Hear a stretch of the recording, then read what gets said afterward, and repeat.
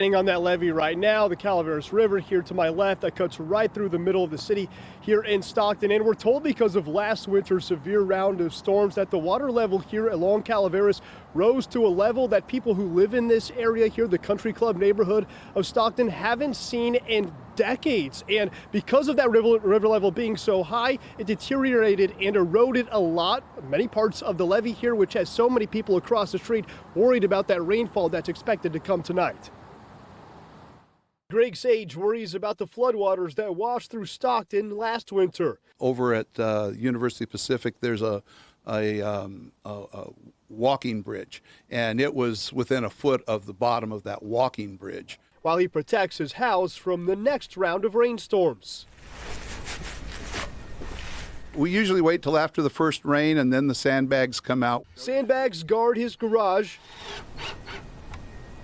I have a little ramp that I build, or not build, but I repair every year. The makeshift step board acts as a bridgeway to his front door. The water, comes down every time that it rains between our driveway and this driveway, and it just all collects right here. Sage expects no different on Friday, with projected rainfall hitting Northern California into Saturday. The Stockton Country Club resident and his neighbors just hope the levee right across the street holds its own against the river. There have been a couple of times in years past when they've warned us of a lot of water. The Department of Water Resources tells Fox 40 the levee guiding the Calaveras River took some damage from last year's winter severe storms. In a statement to Fox 40, a DWR spokesperson says they're working with the San Joaquin County Flood Control District to, quote, monitor several erosion locations along the south bank of the Calaveras River. All along both sides of the levee. Sage and his wife are spending year 40 in their house near the riverbank. Last winter's rainfall rose the river to the second highest level he's ever seen. It was kind of nerve-wracking, to see that. Just ahead of this New Year's Eve weekend storms, flood control crews reinforced the eroding spots in the levee.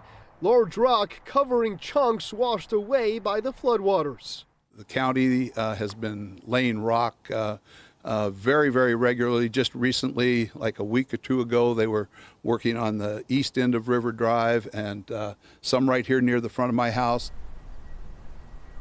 dumping big boulders and stuff in there to support that and keep that from eroding any farther. To keep Sage and his neighbors' homes dry through the rest of 2023.